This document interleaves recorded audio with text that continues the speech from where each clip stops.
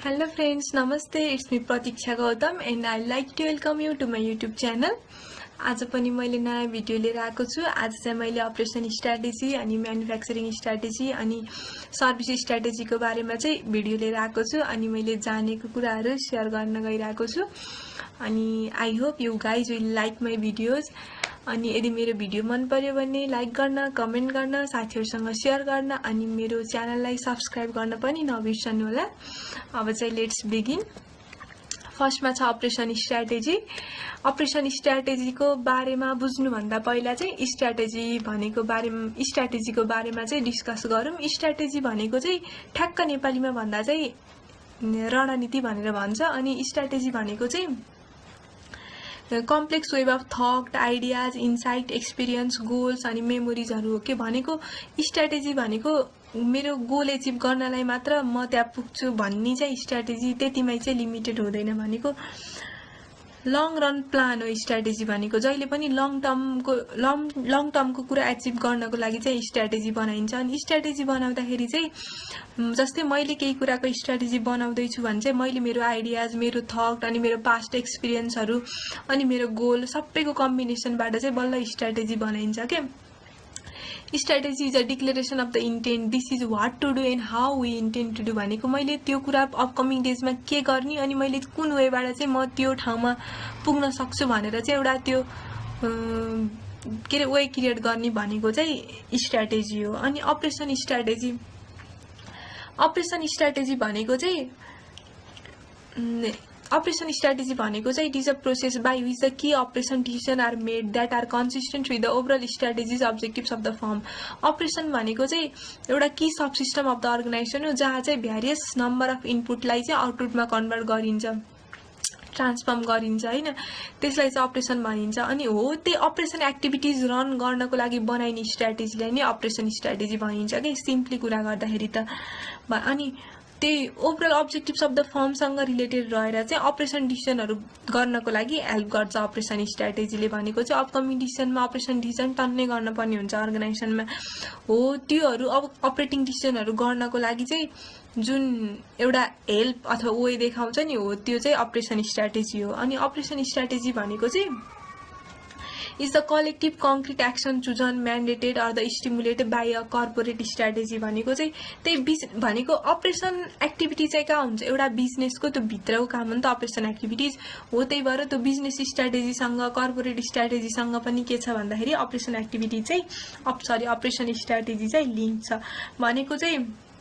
जस्तै process method भयो, working method भयो, कस्तो क्वालिटी मेन्टेन गर्ने, कतिको स्पिड मेन्टेन गर्ने हो, त्यो कुराहरू भनेको चाहिँ अपरेसन स्ट्र्याटेजीको भित्रमा पर्छ के। अनि त्यही हो अर्गनाइजेसन चाहिँ कम्पिटिटिभ इन्भाइरोमेन्ट फेस गर्नको लागि अनि त्यो अर्गनाइजेसनले चाहिँ मार्केटमा सक्सेस एचिभ गर्नको लागि चाहिँ अपरेसन स्ट्र्याटेजी चाहिँ राम्रो हुन पर्छ।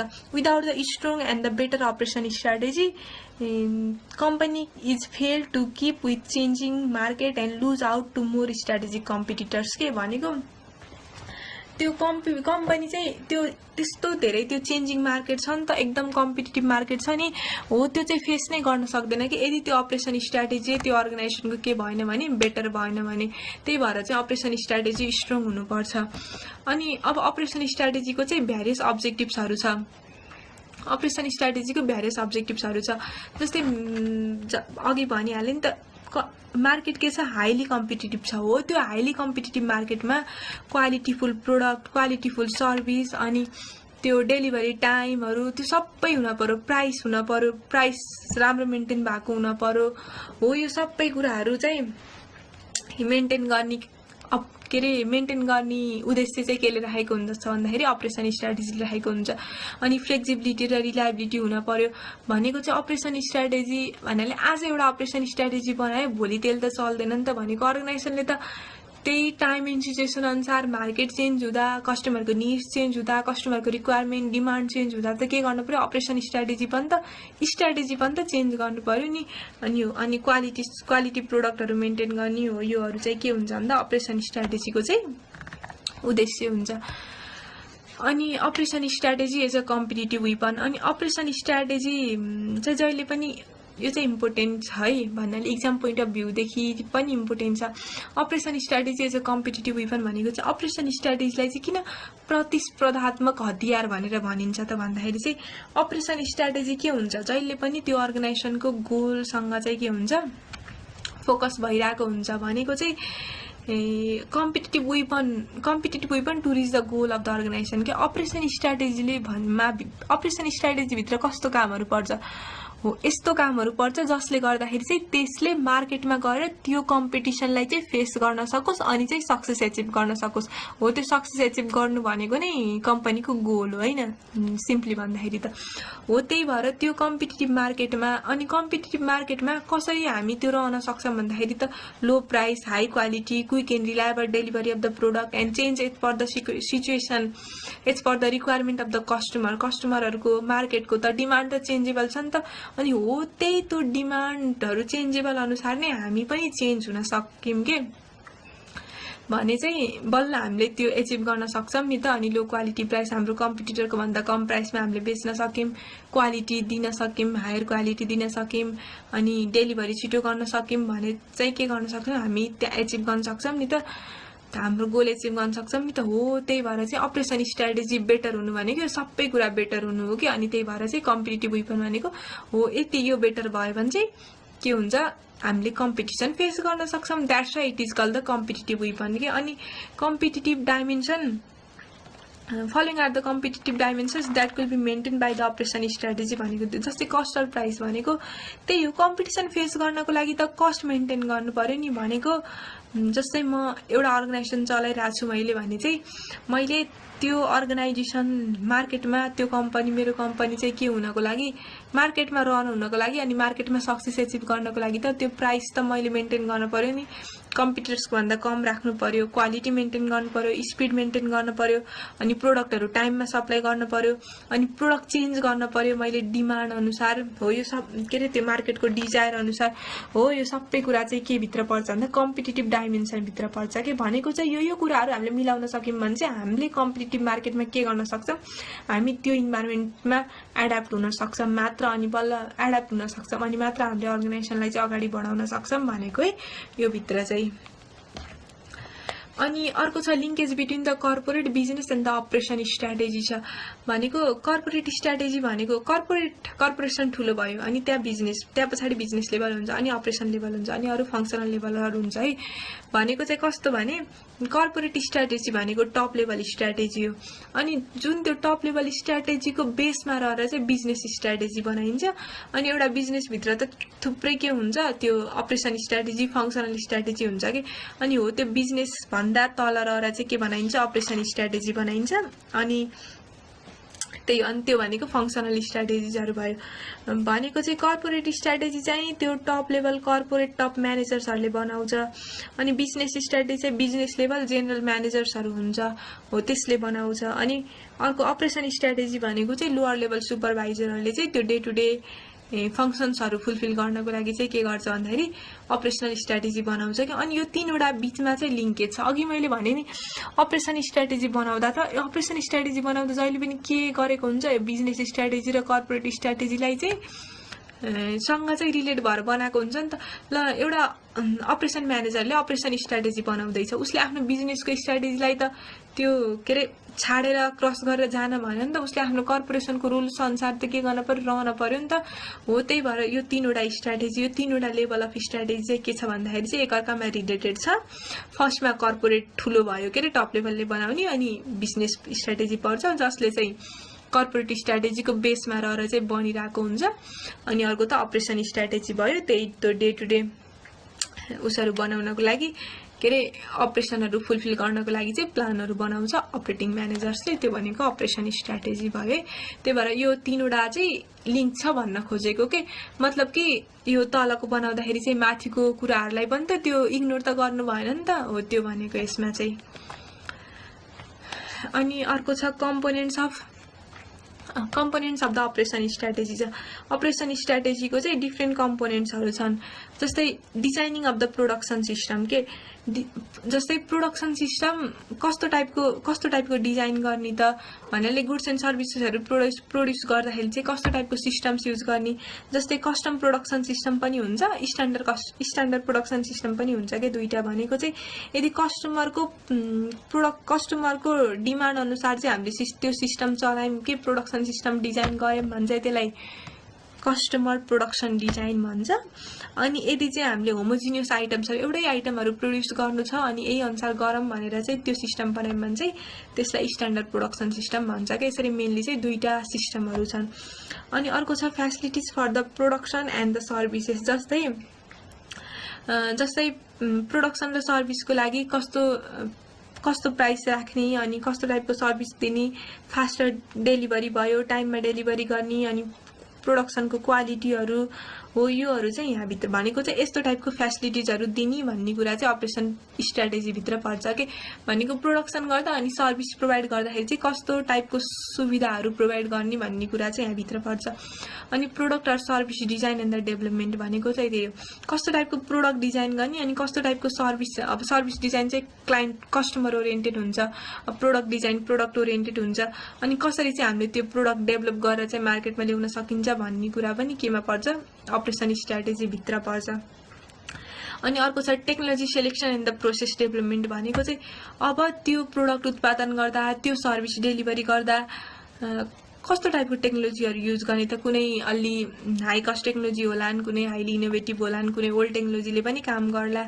कस्तो टाइपको टेक्नोलोजी सेलेक्ट गर्ने भन्ने कुरा पनि अपरेसन स्ट्राटेजीभित्र परिरहेको हुन्छ अनि अर्को छ एलोकेसन अफ द रिसोर्सेस अनि अर्गनाइजेसनमा रिसोर्सेस त लिमिटेड हुन्छ नि त जहिले अनि हो त्यो लिमिटेड रिसोर्सेसहरूलाई चाहिँ कसरी एलोकेसन गर्ने भन्ने कुरा पनि अब एलोकेसन गर्दा त ध्यान पुर्याउनु पर्यो युज त जति गर्न मन लाग्छ तर त्यसरी युज गरेर भएन नि त रिसोर्सेसहरू स्क्यार्स हुन्छ अनि त्यहाँ पछाडि वाइजली युज गर्नु पर्यो नि त एलोकेट गर्नु पर्यो नि हो यो पनि यहाँभित्र पर्छ अनि focus on the facilities planning भनेको चाहिँ अब त्यो अर्गनाइजेसनलाई फ्यासिलिटिज प्रोभाइड गर्ने के भनेको अपरेसन स्ट्राटेजीले त के गर्छ भन्दाखेरि अर्गनाइजेसनलाई केही फ्यासिलिटिज त दिन पर्यो नि जस्तै अब कस्तो लोकेसनमा प्रोभाइड गर्ने लेआउट कस्तो हुन्छ अनि त्यो कस्तो फ्यासिलिटिजहरू प्रोभाइड गर्ने भन्ने कुरा चाहिँ अपरेसन यो फोकस अन द फ्यासिलिटिज प्लानिङभित्र पर्छ यसरी यिनीहरू 6वटा भनेको चाहिँ कम्पोनेन्ट्स अफ अपरेसन स्ट्राटेजीभित्र पर्छ है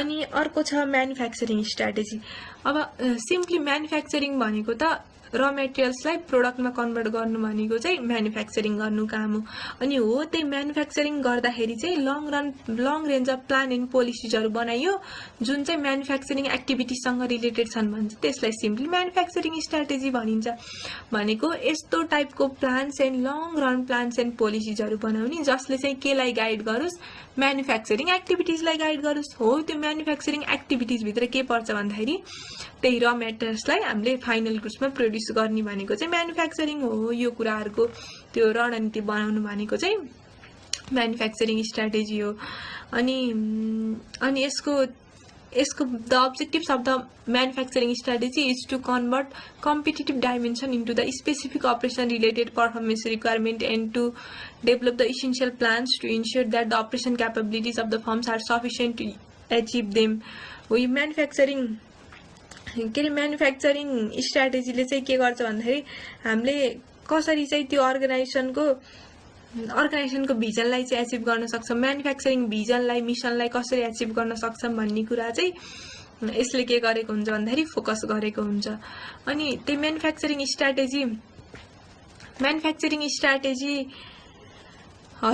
स्ट्राटेजी डेभलप गर्नको लागि चाहिँ यो डिफ्रेन्ट स्टेप्सहरू छन् 7वटा स्टेप्सहरू छन् के पर्छ भन्दा फर्स्टमा चाहिँ develop of framework for the strategy decision making भनेको चाहिँ हो त्यो म्यानुफ्याक्चरिङ डिसिजन मेकिङ गर्दा स्ट्राटेजी बनाउँदाखेरि चाहिँ फर्स्टमा चाहिँ फ्रेमवर्क बनाउनु पर्छ भनेको चाहिँ भन्नाले फ्रेमवर्क बनाउनु भनेको चाहिँ अब कुन सेक्टरमा जाने कताबाट जाने भन्ने चाहिँ एउटा त्यो के ओए बनाउनु जस्तै हो नि त अनि जस्तै अब क्यापेसिटी भनेको कस्टमरको निडसँग हामीले के अरे त्यो उस गर्ने के कस्टमर्सको निडलाई फुलफिल गर्ने क्यापेसिटी कतिको छ, हामीसँग प्रोडक्सन क्यापेसिटी कतिको छ, अनि हामीले कस्तो टाइपको ह्युमन रिसोर्सहरू राख्न सक्छौँ, अनि कस्तो टाइपको टेक्नोलोजीहरू हामीले एडाप्ट गर्न सक्छौँ भन्ने कुरा हुन्छ। हामीसँग कस्तो इन्फ्रास्ट्रक्चर्सहरू छ र हामीले कस्तो सिस्टमहरू अझै एडाप्ट गर्न सक्छौँ भनेको हाम्रो कम्पनीको एबिलिटी चेक गर्ने के हो, त्यो चाहिँ के गर्न पर्छ, त्यो चाहिँ डेभलप गर्नुपर्छ फर्स्टमा चाहिँ।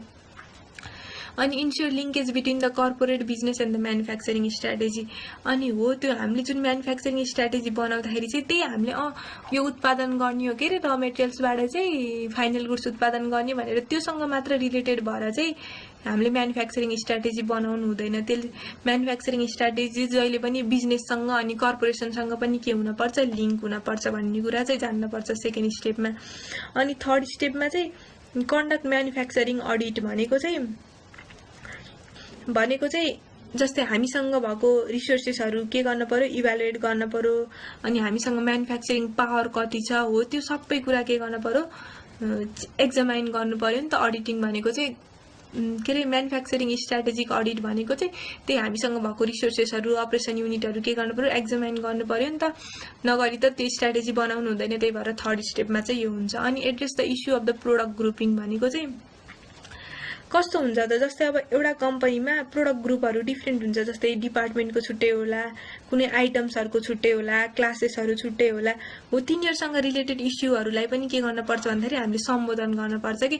अनि हो त्यो ग्रुपहरूको इस्युलाई पनि सम्बोधन गऱ्यौँ भने अनि बल्ल हामी चाहिँ त्यहाँ म्यानुफ्याक्चरिङ स्ट्राटेजी चाहिँ बेटर बनाउन सक्छौँ। त्यही भएर फोर्थ स्टेपमा चाहिँ यो हुन्छ।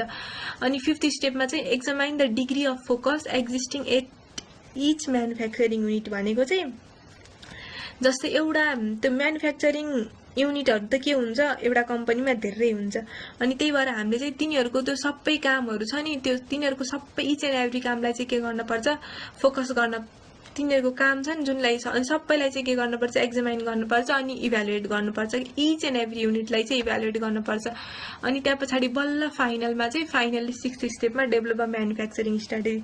अनि यो सबै भइसके पछाडि यी सबै कुराहरू फुलफिल गरिसके पछाडि बल्ल चाहिँ म्यानुफ्याक्चरिङ स्ट्राटेजी फुलफिल गर्नुपर्छ, के अरे डेभलप गर्नुपर्छ। अनि हो यसरी चाहिँ हामीले म्यानुफ्याक्चरिङ स्ट्राटेजी चाहिँ 6वटा स्टेप अनुसार चाहिँ डेभलप गर्न सक्छौँ। यदि हामीले यो 6वटा स्टेप चाहिँ फलो गऱ्यौँ भने चाहिँ अनि बल्ल त्यो म्यानुफ्याक्चरिङ स्ट्राटेजी चाहिँ बेटर अनि स्ट्रङ हुनसक्छ, जसले गर्दाखेरि चाहिँ गोल अफ द म्यानुफ्याक्चरिङ त्यो डिपार्टमेन्टको अनि बिजनेसको अनि कर्पोरेसनको सबै कुरा चाहिँ के गर्न सक्छौँ, हामीले एचिभ गर्न सक्छौँ and we can be success in the market. अनि अर्को छ सर्भिस स्ट्राटेजी। सर्भिस स्ट्राटेजी भनेको चाहिँ customer centric action plan to maintain the customer satisfaction हो के भनेको चाहिँ सर्भिस स्ट्राटेजी चाहिँ जस्तै अघि म्यानुफ्याक्चरिङ स्ट्राटेजी म्यानुफ्याक्चरिङ कामसँग के थियो, कनेक्सन थियो नि त हो। त्यो यो चाहिँ केसँग छ भन्दाखेरि कस्टमरसँग, कस्टमर सेन्ट्रिक छ भनेको कस्टमरलाई फोकस गरेर कस्टमरलाई बेटर सर्भिस प्रोभाइड गर्न, कस्टमरको सेटिस्फ्याक्सनमा ध्यान दिनको लागि हामीले जे पनि जुन कुनै स्ट्राटेजीहरू, जुन कुनै रणनीतिहरू, लङ रन प्लान एन्ड पोलिसिजहरू बनाइन्छ नि हो त्यसलाई चाहिँ के भनिन्छ, सर्भिस स्ट्राटेजी भनिन्छ। यो चाहिँ मेनली त कस्टमरलाई नै टार्गेट गरेको हुन्छ। कस्टमरलाई टार्गेट गरेर चाहिँ हामीले मार्केटमा कसरी एचिभ गर्न सक्छौँ त, कस्टमर सेटिस्फ्याक्सन भनेको नि त एउटा एम हो नि त, त्यो बिजनेसको त ठुलो मेन एम नै हो नि त। अनि हो त्यो एमलाई चाहिँ हामीले कसरी एचिभ गर्न सक्छौँ भन्ने कुराको स्ट्राटेजी चाहिँ सर्भिस स्ट्राटेजीभित्र पर्छ। त्यही सर्भिस स्ट्राटेजीमा चाहिँ के हुन्छ भने सर्भिस प्रोभाइडरहरूले चाहिँ यस्तो सर्भिस प्रोभाइड गर्नुपर्छ जहाँ चाहिँ कस्टमरहरूको निड अनि चेन्जिङ डिमान्ड्सहरू चाहिँ हामीले सधैँ एड्रेस गर्न सकौँ, अनि तिनीहरूलाई चाहिँ त्यो टार्गेट मार्केटमा चाहिँ हामीले better goods and services provide गर्न सकौँ भन्ने चाहिँ के हुन्छ, सर्भिस स्ट्राटेजीको मेन अब्जेक्टिभ्स हुन्छ। अनि यसमा चाहिँ अब पढ्नुपर्ने यति नै हो। Thank you guys. तपाईहरुलाई मेरो भिडियो कस्तो लाग्यो, यदि भिडियो मन पर्यो भने लाइक गर्न, कमेन्ट गर्न, साथीहरुसँग सेयर गर्न अनि मेरो च्यानललाई सब्स्क्राइब गर्न पनि नबिर्सनु होला। अनि अब पनि मैले नयाँ भिडियो लिएर फेरि अर्को नयाँ इस्यु लिएर चाहिँ भिडियो बनाउने छु।